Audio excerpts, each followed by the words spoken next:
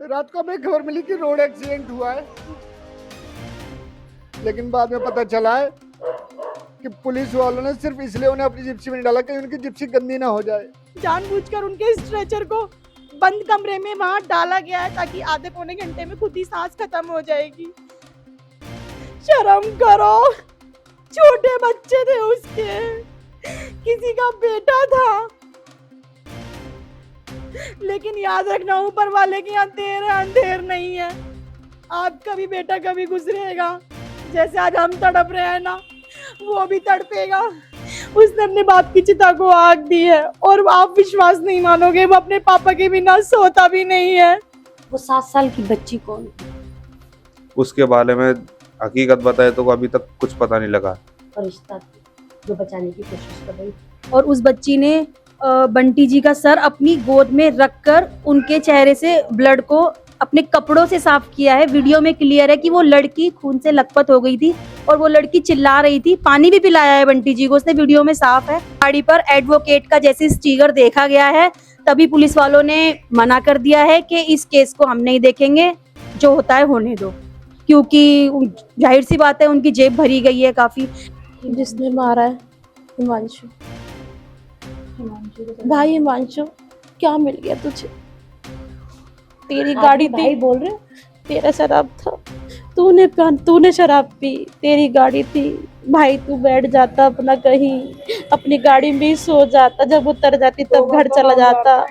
तूने 2 घर उजाड़ दिए अपने शौक के चक्कर में। ये डॉक्टर्स की भी लापरवाही है, क्योंकि हॉस्पिटल जाने तक कॉरिडोर पे, स्ट्रक्चर पे बंटी जी अपनी सांस के लिए लड़ रहे थे, तड़प रहे थे। उन्होंने सरवाइव किया है, लेकिन डॉक्टर्स की कमी से, डॉक्टर की लापरवाही से भी उनकी जान गई है। क्या कर रही है दिल्ली पुलिस? उसे खाने को चाहिए, पैसा ले लिया, शनिवार को रात को ही उसे बेल पे छोड़ दिया। सटीक खबरों का सीधा असर। आप देख रहे हैं एनसीआर समाचार, सच्ची और पक्की खबरें।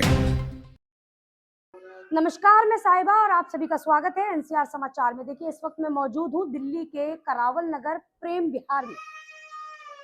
इस बार फिर से दिल्ली पुलिस की नाकामी सामने आई है।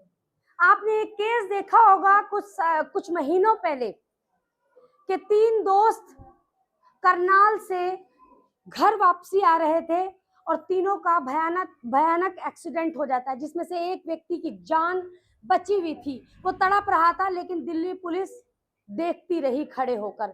ये परिवार वालों के आरोप थे। ऐसा ही एक केस ये करावल नगर का है।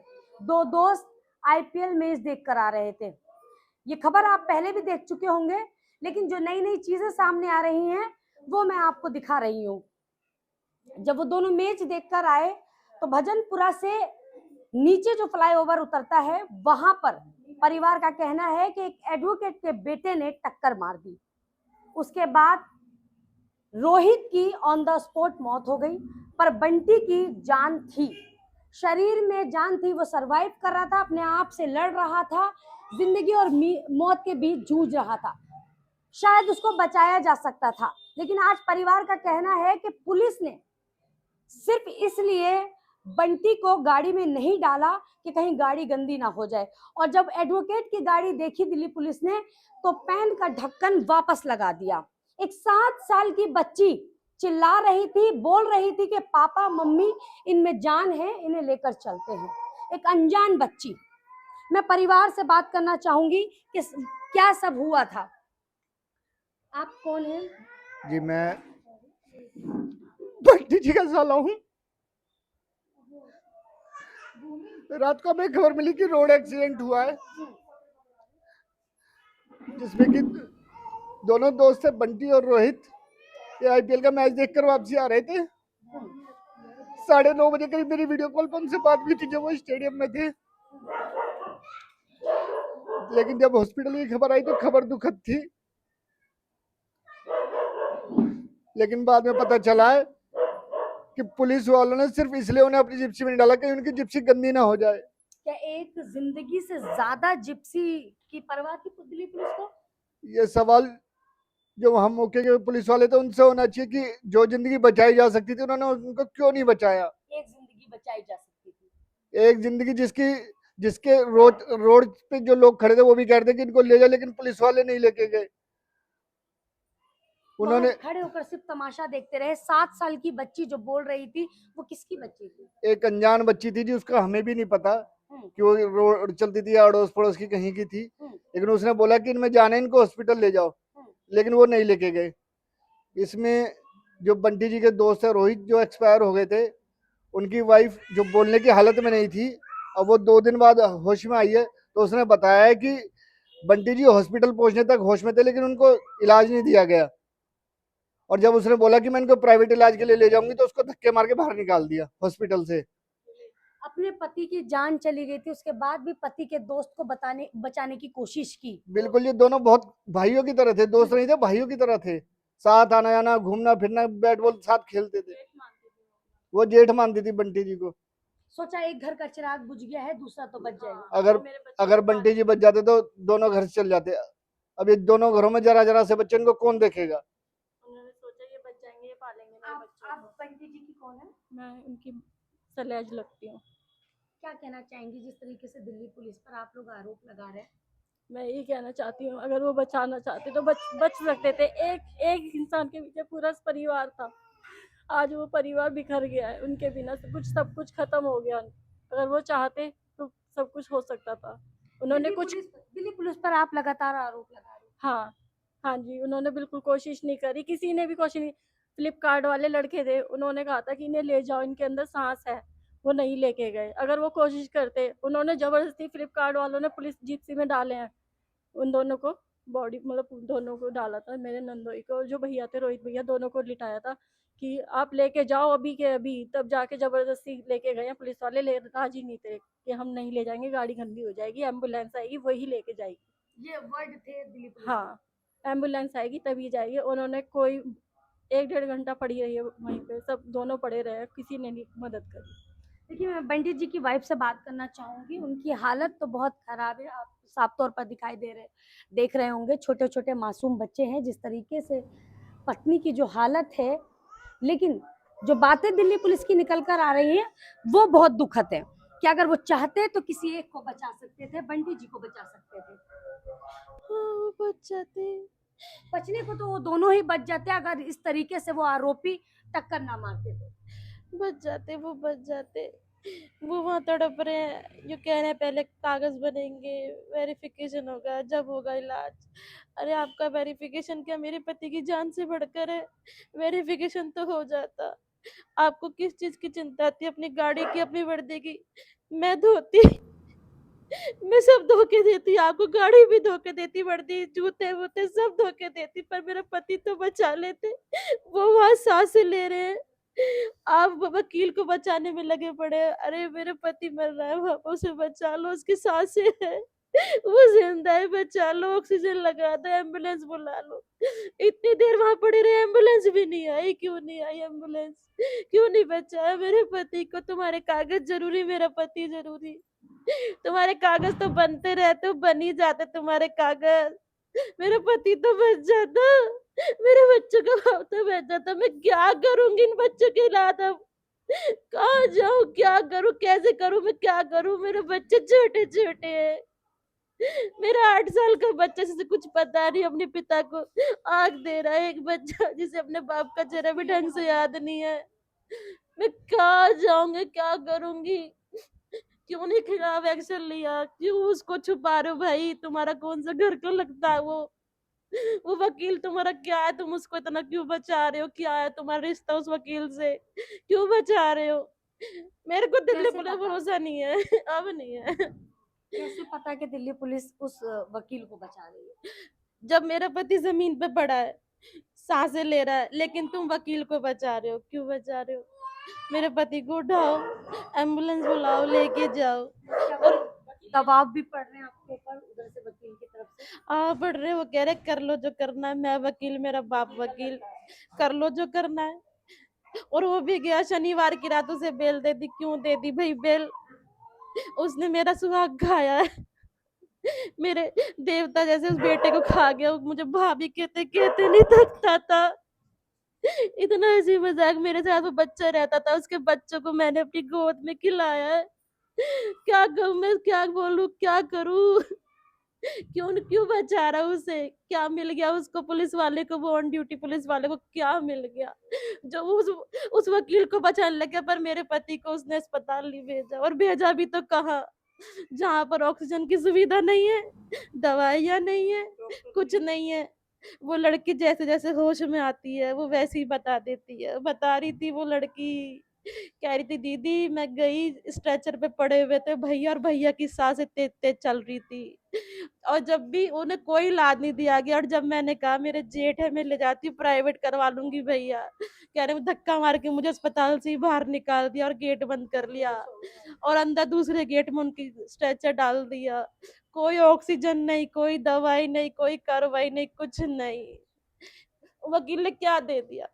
पैसे दे दिए, मैं भी दे देती, पर मेरे बचा तो लेते। मेरे बच्चों के सिर से बाप का साया तो न उठता, बचा तो लेते, बेचारे पड़े हैं। वो अनजान बच्ची खून पोंछ रही है, पानी पिला रही है, कह रही है ले जाओ अंकल जिंदा है, ले जाओ अंकल जिंदा है। उसको देख के ही तरस खा लेते।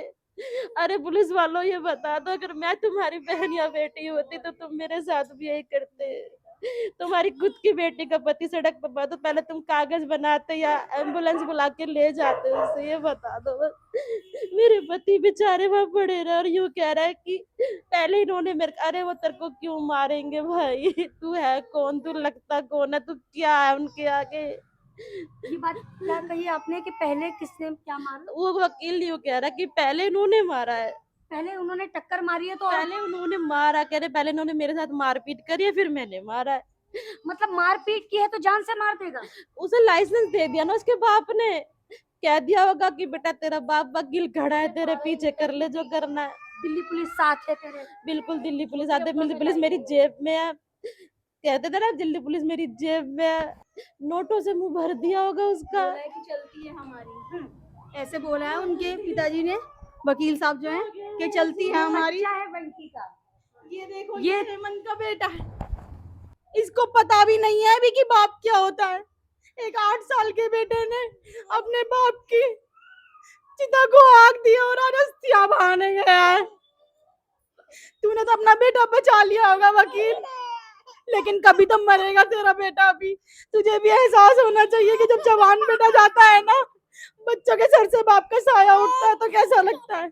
लेकिन भगवान करे तेरे बेटे की मौत भी तब हो जब उसके 2 बच्चे हों और तू कहीं किसी कोर्ट में वकील ना हो। हम देखेंगे ऊपर वाले की अदालत से कब तक बचेगा तू। बहुत गलत किया है। ऑन ड्यूटी जो पुलिस ऑफिसर थे उनकी वर्दी उतरनी चाहिए, सस्पेंशन ऑर्डर आज ही इशू होना चाहिए। क्या नाम है? इंसाफ चाहिए। नाम मुझे नहीं पता, लेकिन जी क्या क्या नाम थे पुलिस के जो ऑन ड्यूटी थे? एएसआई अभिषेक थे। उनसे रात को मैंने बोला था कि जिसने एक्सीडेंट किया है एक बार दिखा दो, हमें बता तो दो कौन है क्या नहीं। उन्होंने कहा, पहले बोला कि मेडिकल लेके जा रहे हैं, फिर बोला अभी दिखा देंगे, बता देंगे, मिला देंगे। सुबह बोला, सुबह जब हम जीटीबी हॉस्पिटल थे पोस्टमार्टम के लिए कि जी आपने वो दिखाया नहीं, तो एएसआई अभिषेक ने मुझसे बोला कि हाँ जी हमने अरेस्ट कर रखा है सीनियर की कस्टडी में, किस थाने के थे? ये जी खजूरी खास थाने के। खजूरी खास थाने के। तो उन्होंने बोला सीनियर की कस्टडी में दिखा देंगे, वो करेंगे जरूर। और उसके बाद सीधा डायरेक्टली सुनने को मिलने आया कि उसको बेल दे दी गई, उसको छोड़ दिया। तो आपकी ये मांग है जो उस वक्त मौजूद थे, ड्यूटी पर थे अफसर, उनकी वर्दी उतरनी चाहिए, उनपे सस्पेंड होना चाहिए? बिल्कुल सस्पेंड होना चाहिए जी। और इन्होंने कितने पैसे खाए जी ये भी पता लगना चाहिए। इसमें तो कोई दराई नहीं है कि इन्होंने पैसे खाए हैं, क्योंकि आपको बंटी का चेहरा पता हर एक न्यूज़पेपर में, रोहित का चेहरा पता हर एक न्यूज़पेपर में, जिसने टक्कर मारी है उसका चेहरा क्यों नहीं पता हमें अभी तक। खजूरी खास थाने से किसी भी अधिकारी को, किसी भी पुलिस वालों को इतना टाइम नहीं आया कि जिनके यहाँ कोई गुजरा उनके यहाँ एक चक्कर भी लगा के जाए, उनको बता के जाए ये एफआईआर है या ये केस है। अभी तक एक भी कागज हमारे पास नहीं है, और उल्टा हमें ही थाने में बुलाते हैं। आपको थाने क्यों बुलाया जाता है? वो कह रहे थे जी जो भी कागज है यहाँ लेके आओ। अभी तक अभी क्या वो आपसे पूछते हैं कि आपके पास कोई एविडेंस है या नहीं? नहीं, कुछ नहीं पूछते, बल्कि हमें धमकियां मिल रही हैं वहां से बराबर। उनका वकील साहब का ये कहना है कि आप हमारा जो बिगाड़ना चाहते हैं बिगाड़ लीजिए। उनका कहना ये क्या है, नाम है वकील का? हिमांशु नाम है जिनको अरेस्ट किया गया था, लेकिन उनको बेल पर छोड़ दिया गया है क्योंकि उनके पिताजी हाई कोर्ट में वकील हैं।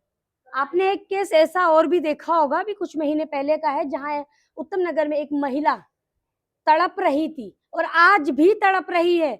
उसके बेटे को भी ऐसे ही 2 सरफिरे बच्चों ने टक्कर मारकर खत्म कर दिया, 23 साल के बच्चे को, जो बाहर जाने वाला था पढ़ाई करने। सिंगल मदर का सिंगल बेटा था, लेकिन उसे भी आज भी कोई इंसाफ नहीं मिला। आज ये 2 केस फिर देखने को मिले। और जान बच सकती थी अगर उन्होंने ये नहीं सोचा होता, पुलिस वालों ने, कि हमारी तो गाड़ी गंदी हो जाएगी।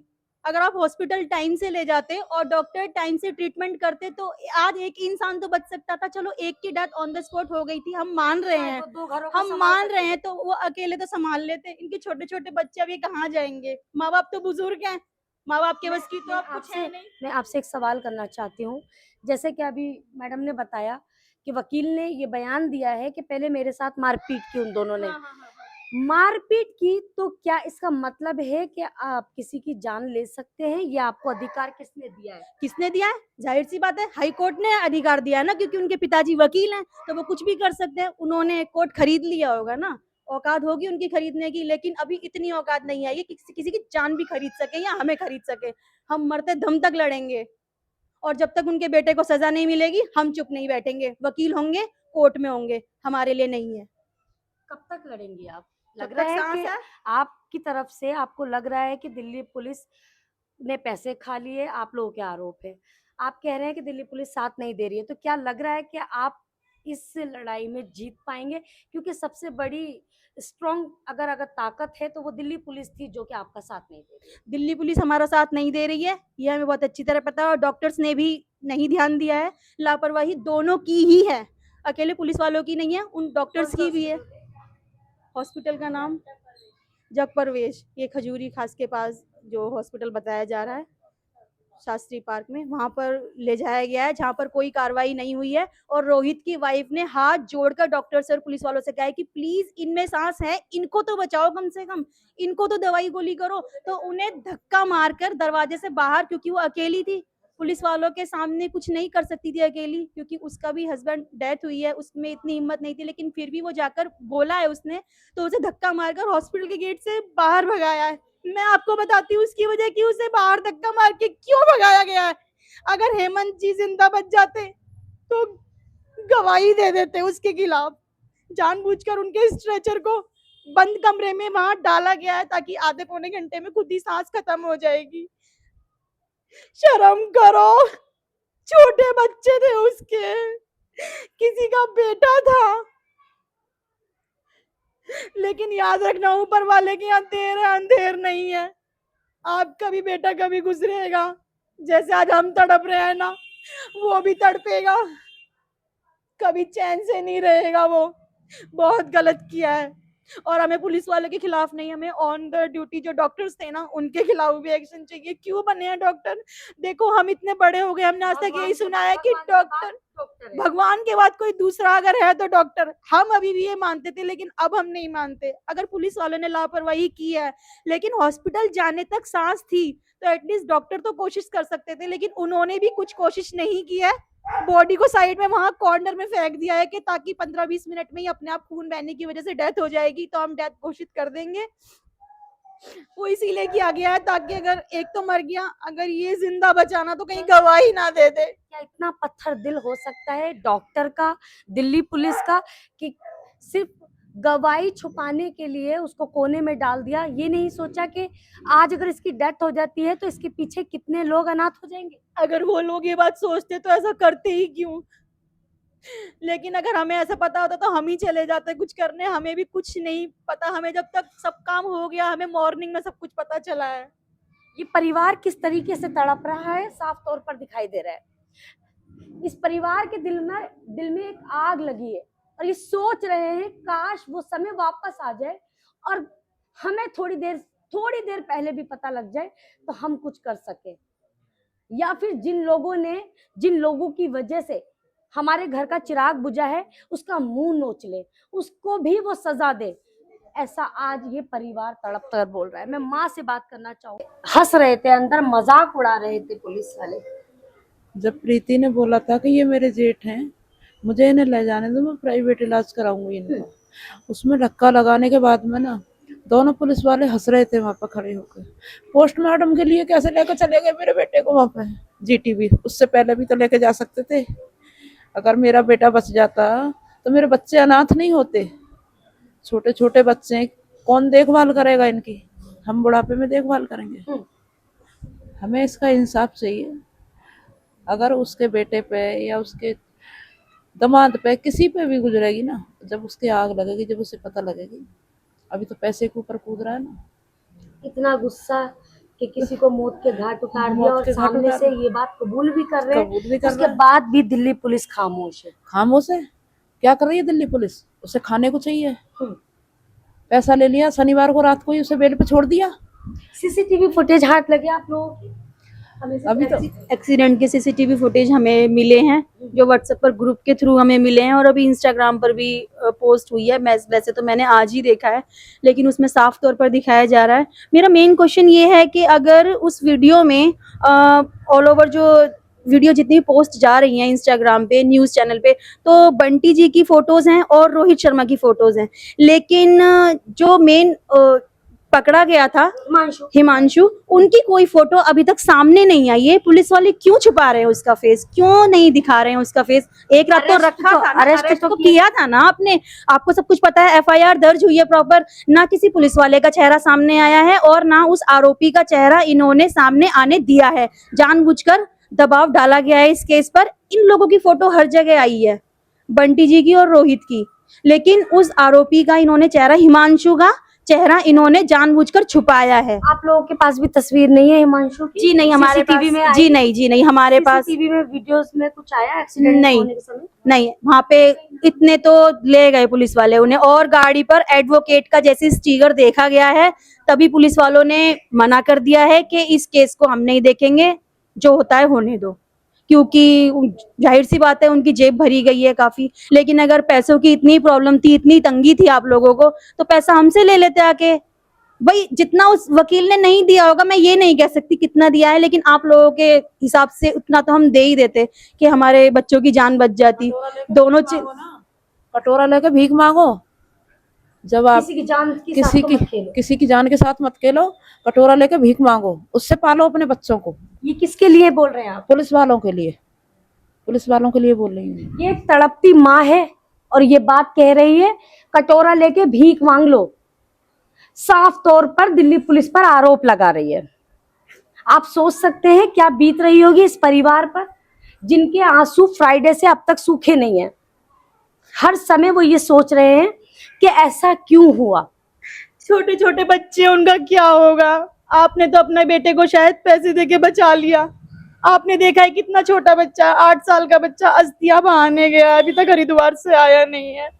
उसने अपने बाप की चिता को आग दी है, और आप विश्वास नहीं मानोगे, वो अपने पापा के बिना सोता भी नहीं है। उसके पापा बंटी जी उसको पढ़ाते थे, स्कूल छोड़कर आना, उसको अपने साथ डिनर या सुबह का मॉर्निंग ब्रेकफास्ट कराना, वो अपने पापा के बिना रहता ही नहीं था। बेटा आप ये सोचो, 8 साल का है, कैसे करेंगे हम? और एक बेटे को तो ये भी नहीं पता कि बाप होता क्या है, उसने तो अभी कुछ देखा भी नहीं है ठीक से। अब इन बच्चों का क्या फ्यूचर है, क्या होगा? और सिर्फ पुलिस की नहीं, देखो ये डॉक्टर्स की भी लापरवाही है, क्योंकि हॉस्पिटल जाने तक कॉरिडोर पे, स्ट्रक्चर पे बंटी जी अपनी सांस के लिए लड़ रहे थे, तड़प रहे थे, उन्होंने सरवाइव किया है, लेकिन डॉक्टर्स की कमी से, डॉक्टर की लापरवाही से भी उनकी जान गई है। लेकिन क्या मांगे हैं अब आपकी? इंसाफ मिलना चाहिए। किससे मांग रही हैं आप इंसाफ? दिल्ली पुलिस से या फिर दिल्ली सरकार से या प्रशासन से? सबसे मांग रही हूँ, और ऑन ड्यूटी जो पुलिस ऑफिसर थे उन्हें सस्पेंड होना चाहिए, और ऐसे डॉक्टर्स की और ऐसे पुलिस वालों की हमारी देश को, हमें, और इस कोई जरूरत नहीं है हमें, इससे तो हमें ही बिठा देते। मैं आपसे भी जानना चाहूंगी, माँ हैं आप, किससे इंसाफ मांग रही हैं? दिल्ली पुलिस पर तो आप आरोप लगा रही हैं और सीधे तौर पर बोल रही हैं कि इससे अच्छा है कि कटोरा लेके भीख मांग कानून से मांग रही हूँ, कानून से। कानून ही आपका साथ नहीं दे रहा है, ये आप कानून ही साथ नहीं दे रहा। किधर जाएं, कहाँ जाएं अपने बच्चों को लेके? ये दिल्ली सरकार जो भी कर रही है, हमें उससे अपना फैसला चाहिए, अपने बच्चों के लिए न्याय चाहिए। तो मेरे बच्चे आगे को पढ़ाई लिखाई कौन करवाएगा? हम अपने बुढ़ापे में कमाने जाएंगे? हमारी कमाने बहुत की लंबी जिंदगी है। अब हमने अपना क्या देखा है? बच्चों की तो लंबी जिंदगी है। आप लोग बूढ़े हो गए हैं, छोटे मासूम बच्चे हैं और बहुत लंबी जिंदगी अभी बितानी है, बहुत लंबा सफर तय करना है। अभी ये जरा से बच्चे को छोड़ेगी या कहीं 2 पैसे का नौकरी करेगी या बच्चे को संभालेगी, क्या करेगी? कौन खवाएगा, कौन पालेगा बच्चा? अचानक इतनी बड़ी जिम्मेदारी आनी पड़ी आपको, किसको जिम्मेदार समझ रहे हो आप? जिसने मारा है हिमांशु। भाई हिमांशु, क्या मिल गया तुझे? तेरी गाड़ी थी, भाई बोल रहे हो? तेरा शराब था, तूने शराब पी, तेरी गाड़ी थी, भाई तू बैठ जाता अपना कहीं, अपनी गाड़ी में ही सो जाता, जब उतर जाती तब घर चला जाता। तूने 2 घर उजाड़ दिए अपने शौक के चक्कर में। मुझे हिमांशु को सजा चाहिए, मुझे पूरा इंसाफ चाहिए। मैं सीबीआई जांच करना चाहती हूँ कि दिल्ली पुलिस पे मुझे कोई भरोसा नहीं है, सब बैठे हैं अपने जेब भर भर के। मुझे सीबीआई जांच चाहिए, मुझे मेरे पति को इंसाफ चाहिए, मेरे पति को इंसाफ चाहिए, बस मुझे इंसाफ चाहिए। का हमें दिखा रहे हैं हिमांशु और उनके फादर, उनको भी हटाया जाए क्योंकि ऐसे वकीलों की हमें कोई जरूरत नहीं है। उनका लाइसेंस जब्त किया जाए। उनका लाइसेंस जब्त किया जाए। और साथ ही साथ आप लोगों को रौब भी दिखाया जा रहा है कि हम वकील हैं, मेरे वो पिता वकील हैं। धमकी दे रहे हैं और जो अपनी पहचान छुपा रहे हैं उनको सामने लाया जाए। जैसे हिमांशु जी हैं, उनका चेहरा अभी तक पुलिस वाले सामने नहीं लाए हैं, छुपाने की कोशिश कर रहे हैं। प्लीज उन्हें सामने लाएं। आपके घर का एक चिराग बुझ गया, पूरा घर उजड़ गया, या मैं कहूँ 2 घर उजड़ गए, क्योंकि देवर और जेठ का रिश्ता था, दोनों भाइयों जैसे प्रेम से रहते थे। दोस्त एक सबसे खूबसूरत चीज जो होती है वो दोस्ती होती है, क्योंकि उसे हम खुद चुनते हैं, बाकी तो सारे रिश्ते ऊपर से बनकर आते हैं, लेकिन वो दोनों दोस्त ही चले गए एक साथ। इसमें तो पुलिस की लापरवाही है और डॉक्टरों की लापरवाही है, प्रशासन जिम्मेदार है उसके लिए। प्रशासन जिम्मेदार है। आसपास के लोग बैठे हुए हैं, आप इधर आ जाइए। आप बंटी के कौन है? मैं उनके चाचा का लड़का हूँ, बड़ा। क्या कहना चाहेंगे? इतना बड़ा हादसा हो गया अचानक, सोचा था कि क्या बोलूँ, मेरे वर्ड नहीं है बोलने। यही रहते हैं आप दिल्ली में? हाँ जी, हम पास में ही रहते हैं, ज़्यादा दूर नहीं, पीछे गली में। बड़े भाई की कॉल आई थी, जो मेरे बड़े हेमंत भाई से जो छोटे हैं, हरकेश भाई, उनकी रात को कॉल आई थी। मैं उस वक्त नींद में था। जैसे ही उन्होंने कहा कि भैया का एक्सीडेंट हो गया, मेरा दिमाग बिल्कुल पागल हो गया था। आप पहुंचे वहां अचानक एकदम? एकदम मुझे होश नहीं था, मैं कैसे भगाऊं मैं। जब इतनी बड़ी बात पता लगे तो जाहिर सी बात है परिवार का, और साथ में भाई भी हैं आप, तो कैसा लगा होगा एकदम अचानक वहां पहुंचे तो? वहां का क्या मंजर था? वहाँ का मंजर ये था, प्रशासन की सबसे ज्यादा लापरवाही थी, आप प्रशासन को जिम्मेदार समझते? सबसे ज्यादा। चाहते तो दिल्ली पुलिस बचा सकती, बिल्कुल बचा सकती थी। जो फ्लिपकार्ट ग्रोसरी स्टोर के जो लड़के थे, जिन्होंने जो है बचाया था, बचाने की कोशिश करी थी पूरी तरह, वो खुद बता रहे थे, वो ऑन द स्पॉट उस जगह पे मौजूद थे, और वो खुद कह रहे थे इस चीज को कि भैया ये इन पुलिस वालों की सबसे ज्यादा गलती है। आधे घंटे तक इन्होंने जो है यहीं पे रखा है, साफ मना कर दिया यहाँ से ले जाने के लिए कि हम नहीं लेके जाएंगे, इसके लिए एम्बुलेंस आएगी। एम्बुलेंस में इतना टाइम कैसे लग गया? ये तो दिल्ली पुलिस का काम था। एम्बुलेंस भी तब आई है, उन लड़कों ने एम्बुलेंस को भी कॉल करी थी उसी वक्त, वो खुद बता रहे थे, और मेरे सामने की बात है, बड़े भाई भी थे मेरे साथ में, उनके सामने उन लड़कों के पास में तब कॉल आती है जब वहां से क्लियर हो जाता है कि भाई अब नहीं रहे, तब कॉल आती है एम्बुलेंस वालों की, कि वो लड़के खुद दिखा रहे थे हमें कि देखो भाई अब कॉल आ रही है एम्बुलेंस की। जानबूझकर खड़ा कर मार दिया। हाँ जी, क्लियर है ये, बिल्कुल क्लियर है ये। वो 7 साल की बच्ची कौन थी? उसके बारे में हकीकत बताए तो अभी तक कुछ पता नहीं लगा। फरिश्ता थी जो बचाने की कोशिश कर रही थी।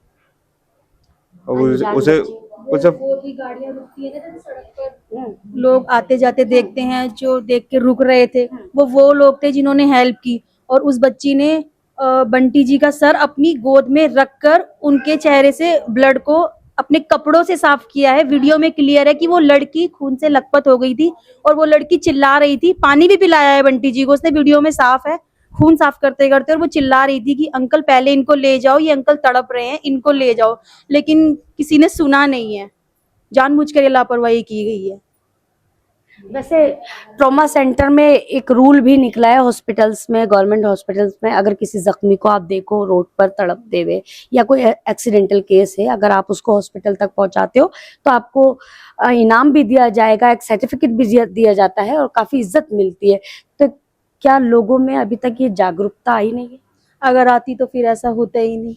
मैंने अपनी आंखों से देखा है। एक बार मैं ट्रॉमा सेंटर गई थी, मेरा एक छोटा सा एक्सीडेंट हो गया था, वहां मैंने देखा ट्रॉमा सेंटर में दिल्ली के कि 2 लोग थे, किसी जख्मी को एक्सीडेंटल केस को वो हॉस्पिटल लाते हैं, वहां पर उसको रखते हैं, इलाज होना शुरू होता है। उसके बाद शाम को उनको एक पत्र दिया जाता है, उसके बाद उनको कुछ पैसे भी दिए जाते हैं, उनके लिए क्लेपिंग होती है।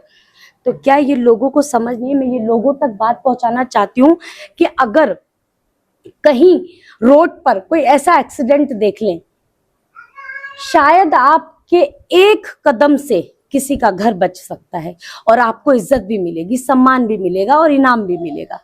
ये तो हॉस्पिटल के रूल हैं, ये तो निकले हुए, ये तो सबको पता है, ये सरकार द्वारा बोला गया है।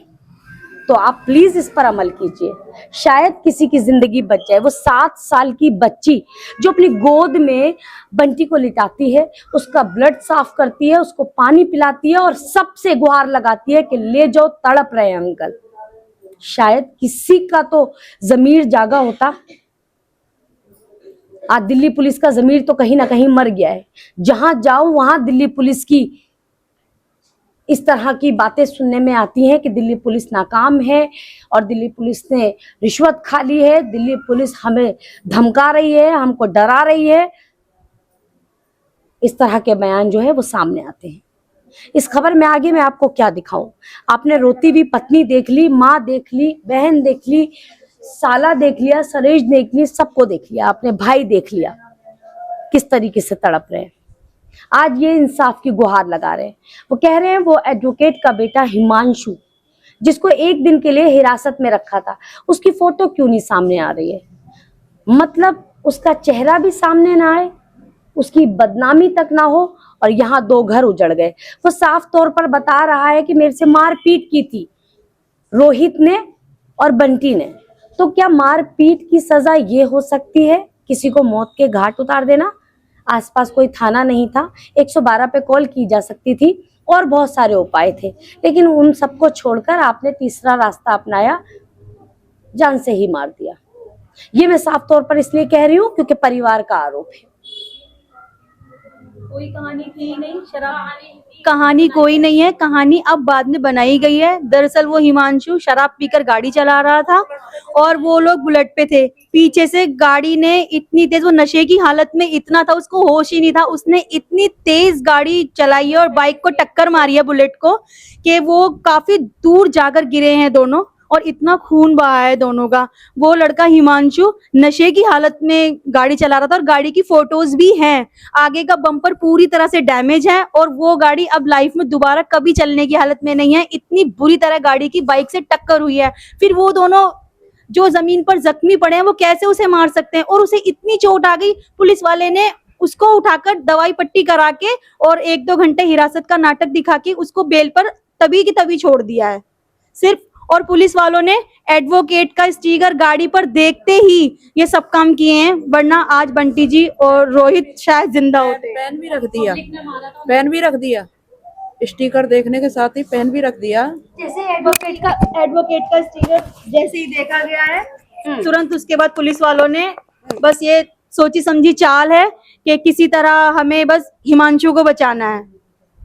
देखिए माँ का कहना है कि जैसे ही एडवोकेट का लोगो देखा तो उन्होंने सोचा कि अब पेन को वापस ढक्कन से बंद कर देना चाहिए। ये माँ का आरोप है। इस खबर में तो बस इतना ही, लेकिन मैं कैसे कहूँ कि इस तरह के मामले में हर दिन आपको दिखाऊं, क्योंकि हर दिन इसी तरह के मामले सामने आ रहे हैं। मुझे इजाजत दीजिए। लेकिन इस खबर में आगे क्या होगा और किस तरीके से इंसाफ मिलेगा बंटी और रोहित को, वो भी हम आपको दिखाएंगे। और पुलिस का क्या एक्शन रहेगा, हिमांशु गिरफ्तार होते हैं या नहीं होते हैं, वो भी हम आप तक पहुंचाएंगे। तब तक के लिए इजाजत दीजिए, नमस्कार।